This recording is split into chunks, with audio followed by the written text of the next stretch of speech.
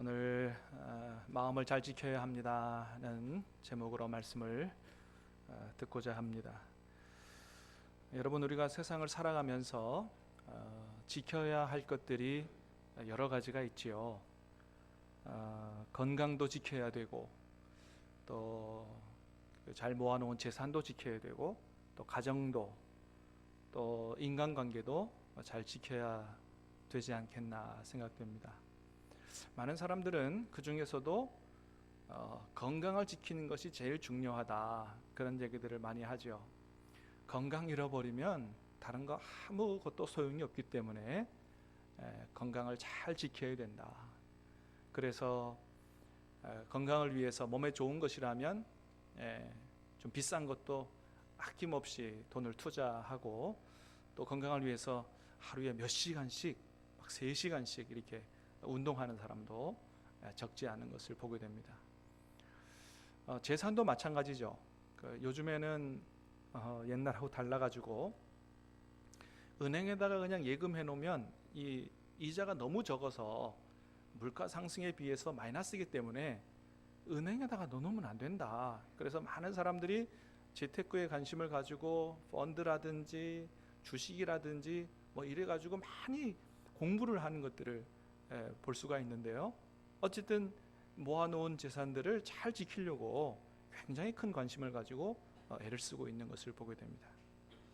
자, 그런데 하나님은 오늘 말씀에서 우리에게 이런 말씀을 하세요. 자, 오늘 읽은 말씀을 다시 한번 읽겠습니다. 시작. 모든 지킬 만한 것 중에 근인이 이에서 나면이라. 자, 하나님 말씀하십니다. 우리가 지킬 만한 게 많이 있지만은 그 모든 것 중에서 더욱 우리가 지켜야 될 것은 우리 마음이다, 이렇게 말씀하신다는 거예요. 우리 마음을 잘 지켜야 된다. 이유가 뭐라고요?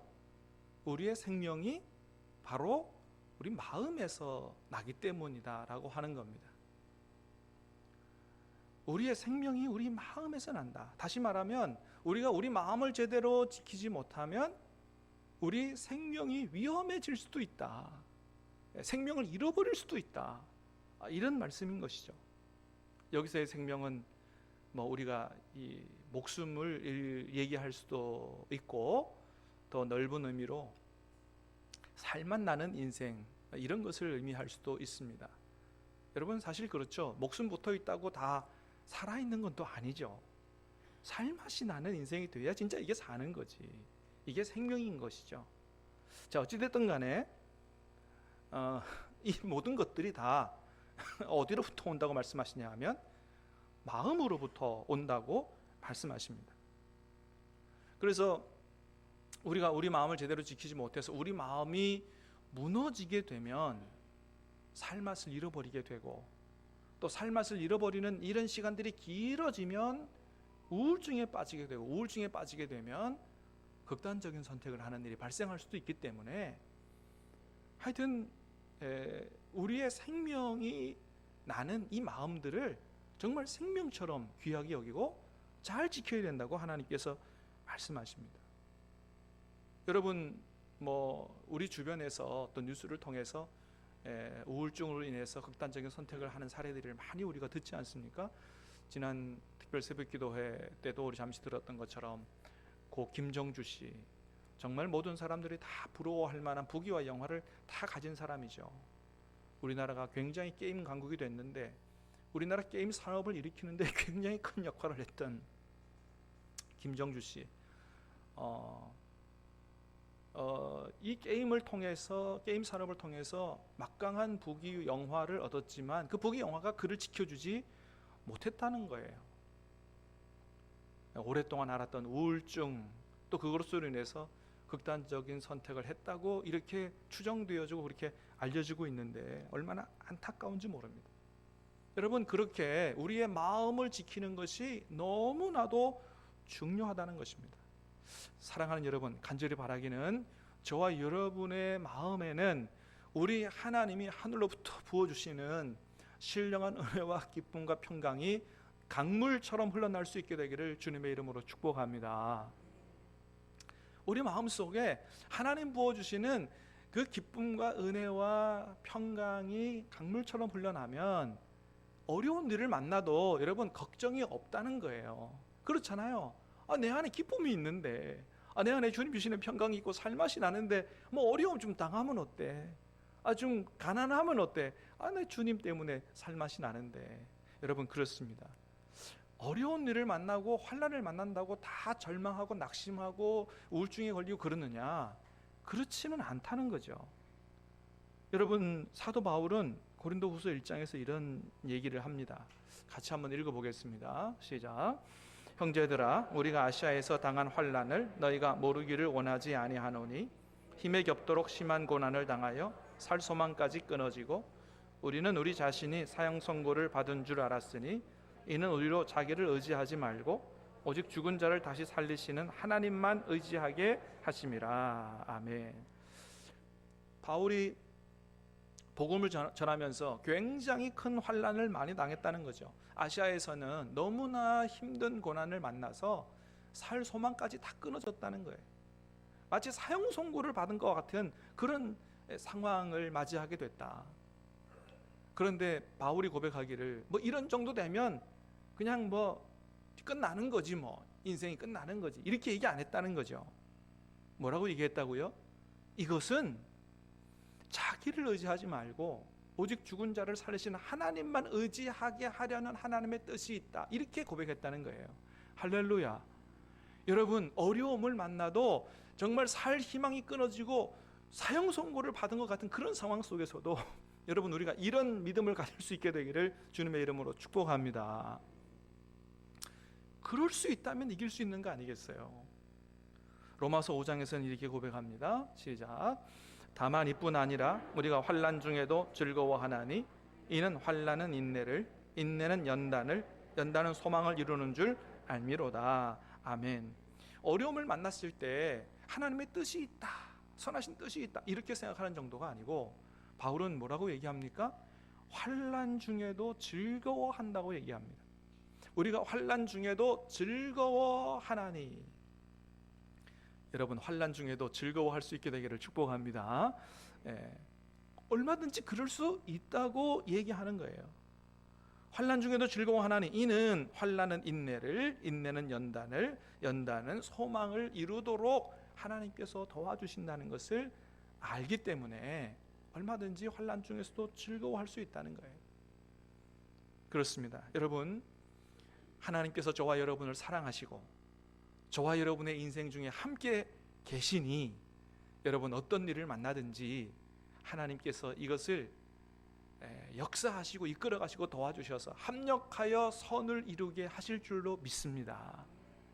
우리가 그 하나님을 믿고 여러분 어떤 일을 만나든지 낙심하고 좌절하지 마시기를 바라고 하나님께서 이 모든 것을 변하여 선을 이루게 하실 줄로 믿고 주님 의지하고 하나님이 주시는 기쁨과 평강을 누리실 수 있게 되기를 예수님의 이름으로 축복합니다.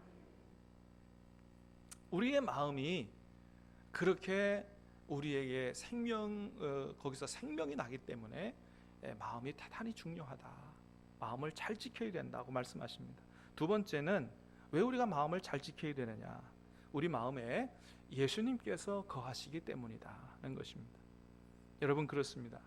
예수님께서 부활하신 예수님이 어디에 계시느냐? 승천하여 하나님 보좌 우편에도 계시지만 그리고 우리 안에도 와 계신다. 믿으시길 바랍니다. 요한복음 14장 17절입니다. 시작. 그는 진리의 영이라 세상은 능히 그를 받지 못하나니 이는 그를 보지도 못하고 알지도 못함이라. 그러나 너희는 그를 아나니 그는 너희와 함께 거하시며 계시겠습니다. 아멘. 자, 예수님께서 부활 승천하시고 가시면서 성령님을 보내주시겠다 그랬고 예수님의 영이신 성령님은 우리 가운데 오셔서 어디에 계신다고요? 너희와 함께 계시고 너희 속에 계시겠다고 말씀하셨어요. 예수님이 우리 안에 성령님으로 와 계신다. 요한복음 14장 23절입니다. 시작. 예수께서 대답하여 이르시되 사람이 나를 사랑하면 내 말을 지키리니 내 아버지께서 그를 사랑하실 것이요 우리가 그에게 가서 거처를 그와 함께 하리라. 아멘. 우리에게 와서 하나님이 거처를 우리와 함께 하신다는 것입니다. 할렐루야. 여러분, 이 얼마나 놀라운 일이에요. 여러분, 우리가 이것을 믿기 때문에 우리 아까도 찬송을 했잖아요. 주 예수 내 맘에 들어와 계신 후. 할렐루야. 주님이 저와 여러분 안에 들어와 계신 줄로 믿습니다. 여러분, 그렇게 예수님은 우리 마음에 들어오시기를 원하시는 분이라는 거예요. 여러분, 제가 질문을 하나 드리겠습니다. 여러분은 여러분의 마음에 예수님을 영접하셨습니까? 여러분, 제가 이런 질문을 드리면 혹이나 그런 생각을 하실 분이 있을지 모르겠어요. 목사님, 내가 교회 다닌 지가 몇 년 됐는데 그런 말씀을 하십니까? 라고 생각하실지 모르지만, 그러나 여러분, 이것은 우리가 한번 정확히 짚고 넘어가야 할 부분이다 라고 하는 거예요. 왜냐하면 교회는 다니고 있지만 가만히 돌이켜 생각해 보면 정말로 예수님을 내가 내 마음에 구세주로 영접하지 않은 분들이 있을 수 있기 때문이에요. 특별히 모태신앙인 분들, 어려서부터 부모를 따라 교회를 다니긴 했고 어느덧 교회 다니는 게 자연스럽고 예배드리는 게 익숙하고 그렇게 해서 오랜 동안 신앙생활을 해왔지만 정작 돌이켜보면 정말로 내가 내 마음을 열어 예수님을 구세주로 인격적으로 받아들인 일이 없는 분들이 있을 수 있다는 거예요. 여러분, 모태신앙이 아니라도 마찬가지예요. 친구 따라 교회를 왔는데 그러다 보니 예배도 익숙해지고 말씀 듣는 것도 익숙해지고 다 좋아요. 다 좋은데 정말 예수님을 내 마음속에 영접하지 않은 분들이 있을 수 있다는 것입니다. 그래서 고린도후서 13장에서는 그거를 한번 정확히 확인해 보라고 말씀하세요. 같이 읽어봅니다. 고린도후서 13장 5절입니다. 시작. 믿음에 있는가 너희 자신을 시험하고 너희 자신을 확증하라. 예수 그리스도께서 너희 안에 계신 줄을 너희가 스스로 알지 못하느냐? 그렇지 않으면 너희가 그렇습니다. 너희가 믿음에 있는가? 진짜 너희 자신을 시험해 보라는 거예요. 진짜 내가 믿음을 가지고 있는가? 확증하라는 겁니다. 너희 안에 예수님이 계시는지 알지 못하면 버림받은 자라고. 그러니 너무 중요하니 너희 안에 예수님이 계시는가를 확인해 보라고 얘기합니다. 예수님은 실제로 교회는 다니는데 예수님을 영접하지 않은 교인들이 있다고 말씀하십니다. 요한계시록 3장 20절 시작. 볼지어다 내가 문 밖에 서서 두드리노니 누구든지 내 음성을 듣고 문을 열면 내가 그에게로 들어가 그와 더불어 먹고 그는 나와 더불어 먹으리라. 아멘. 여러분, 이 말씀은 예수님이 직접 하신 말씀인데 불신자들을 향해서 하신 말씀이 아니에요. 라오디게아 교회를 향하여 하신 말씀이에요. 무슨 말씀입니까? 왜 예수님이 라오디게아 교회 교인들에게 이런 말씀하세요? 누구든지 내 음성을 듣고 문을 열면 내가 그에게로 들어가 그는 나보러 더불어 먹고 그는 나와 더불어 먹으리라. 무슨 얘기예요? 라오디게아 교회 교인들 중에 아직 나를 영접하지 않고 문 밖에 세워둔 사람들이 있다라고 얘기하는 거예요. 이럴 수 있다는 겁니다. 그래서 요한복음 1장에는 뭐라고 말씀하세요? 같이 읽습니다. 시작. 영접하는 자 곧 그 이름을 믿는 자들에게는 하나님의 자녀가 되는 권세를 주셨으니. 어떤 사람에게 하나님 자녀가 되는 권세를 주신다고요? 영접하는 자에게. 곧 그 이름을 믿는, 다시 말하면 예수님을 믿는다고 하는 것은 예수님을 나의 구세주로 내 마음을 열어 영접하여 드리는 거다. 그게 진짜 믿는 거고 믿음은 그것으로부터 시작한다고 말씀하시는 겁니다. 여러분, 그러면 다시 한번 질문을 하겠습니다. 여러분은 정말로 여러분의 마음에 예수님을 영접하셨습니까? 할렐루야. 여러분이 정말로 마음을 열어 예수님을 나의 구세주로 영접하셨다면 여러분의 마음 안에 예수님이 들어와 계시는 줄로 믿으시기를 바랍니다. 이렇게 우리 마음은 예수님이 들어와 계시는 것이고 내 안에 계신 주님과 친밀하게 교제하고 동행하면서 마치 식사하는 것처럼 이렇게 행복한 삶을 살아가는 게 바로 신앙생활이라고 이야기하는 거예요. 우리 마음이 그렇게 중요한 것이라는 것입니다. 우리 마음이 이렇게 중요한, 생명이 여기서 나고 주님이 거하시고 하는 이렇게 중요한 것인 것을 마귀는 너무 잘 알고 있는데, 참 안타까운 거는 우리는 그 중요성을 잘 모르는 경우가 많다는 거예요. 여러분, 오늘 하나님 앞에 예배 드리러 나오시면서 어떤 부분을 가장 신경 쓰시고 준비하셨습니까? 옷입니까? 헤어스타일이십니까? 아니면 마음이십니까?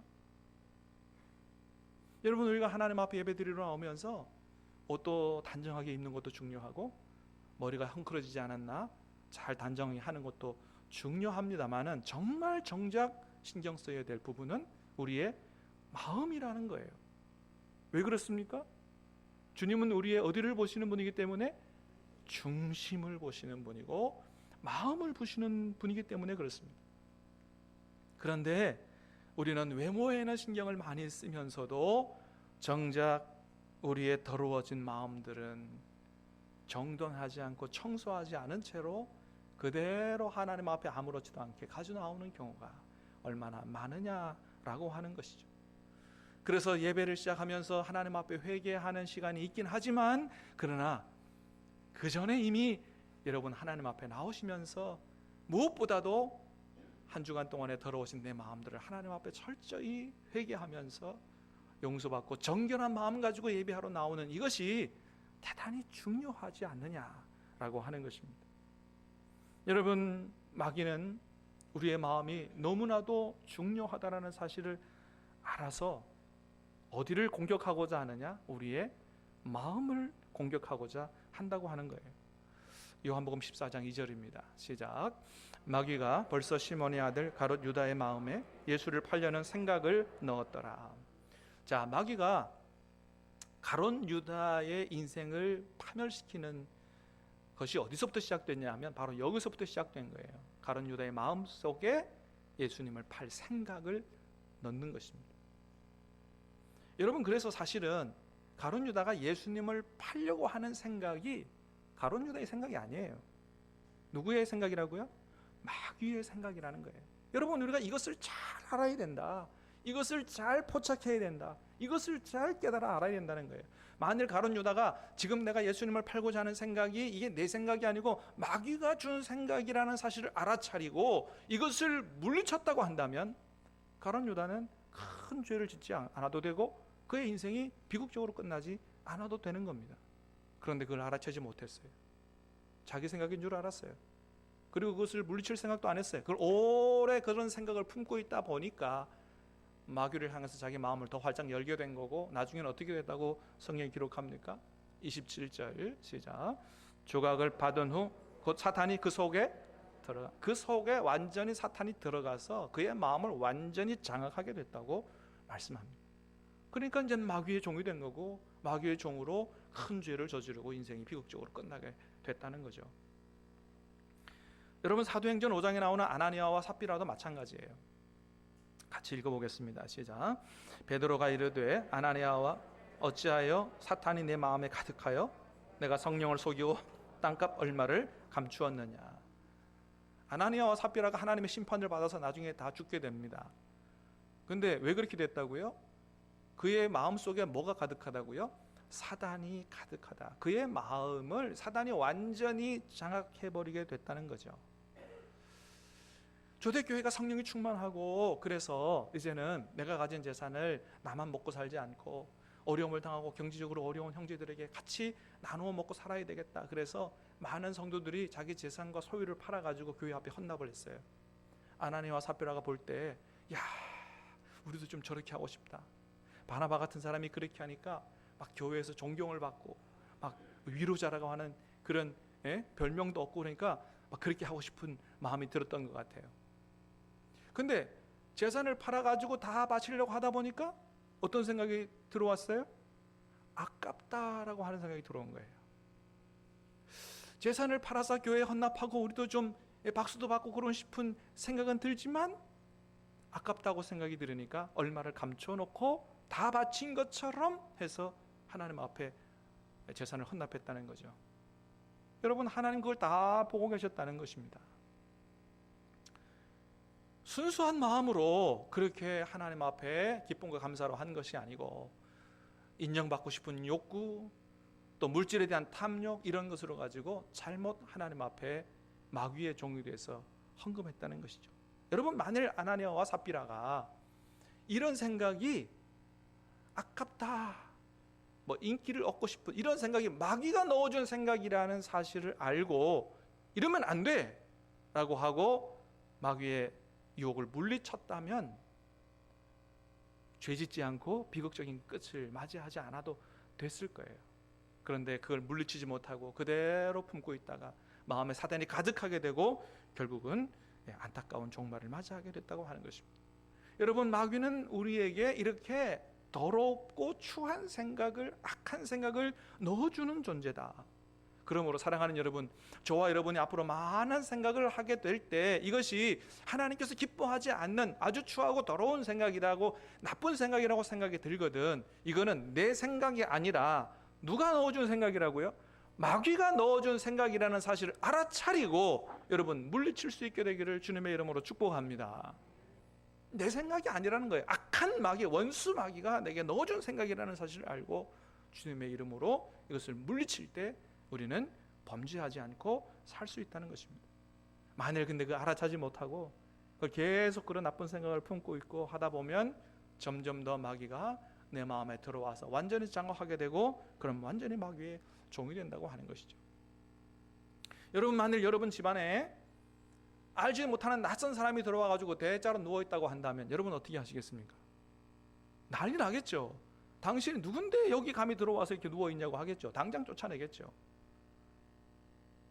여러분, 우리 집도 그런데 하물며 예수님이 거하시는 이 거룩하고 이 귀한 장소, 우리 마음에 더러운 것들, 쓰레기 같은 것들이 들어오고 마귀가 들어갔다 나갔다 마음대로 하도록 놔두어서야 되겠느냐라고 하는 것입니다.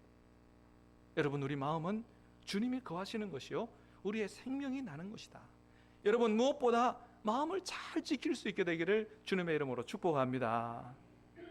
어떻게 하면 우리가 마음을 잘 지킬 수 있겠는가? 몇 가지 생각해 보는데, 첫 번째, 주님의 이름을 부르시기 바랍니다. 한번 같이 하겠습니다. 주님의 이름을 부르라. 더럽고 추한 생각이 들 때 여러분 주님의 이름을 부르시기 바랍니다. 마귀는 주님의 이름 앞에 쫓겨가게 될 줄로 믿습니다. 요셉은 바로 그렇게 승리했다는 거죠. 보디발의 아내가 성적으로 유혹할 때 하나님의 이름을 불렀어요. 창세기 39장입니다. 시작. 이 집에는 나보다 큰 이가 없으며 주인이 아무것도 내게 금하지 아니하였어도 금한 것은 당신뿐이니 당신은 그의 아내임이라. 그런즉 내가 어찌 큰 악을 행하여 하나님께 죄를 내가 어찌 큰 악을 행하여 하나님께 죄를 짓겠느냐고 하나님의 이름을 그 순간 불렀습니다. 하나님의 이름을 생각했어요. 여러분, 시시때때로 우리 안에 와 계신 주님을 생각할 수 있게 되기를 축복합니다. 주님의 이름을 부를 수 있게 되기를 축복합니다. 특별히 더럽고 악한 생각이 들어올 때 주님의 이름을 부르고 물리치시기를 바랍니다. 승리하게 된다는 거죠. 두 번째는 마음을 오픈하라는 것입니다. 여러분, 우리가 우리의 더러워진 마음들을 깨끗하게 하고 더 이상 악한 것들이 들어오지 않기 위해서는 우리의 더러워진 마음을 하나님 앞에 오픈하고 또 때로는 성도들 앞에도 오픈할 필요가 있다라고 하는 겁니다. 여러분, 우리 집이 더러워질 때가 있죠. 더러워지다가도 언제 한번 완전히 180도로 깨끗해지는 때가 있습니다. 언제입니까? 손님 올 때죠. 손님 올 때. 예. 여러분, 제가 신방 간다 그러면 막 집안 발칵 뒤집어 보시죠. 저희 집도 그래요. 손님 온다 그러면 여러분, 그렇습니다. 우리 집이 더러워질 때 어떻게 깨끗해질 수 있느냐? 사람 앞에 오픈하면 깨끗해집니다.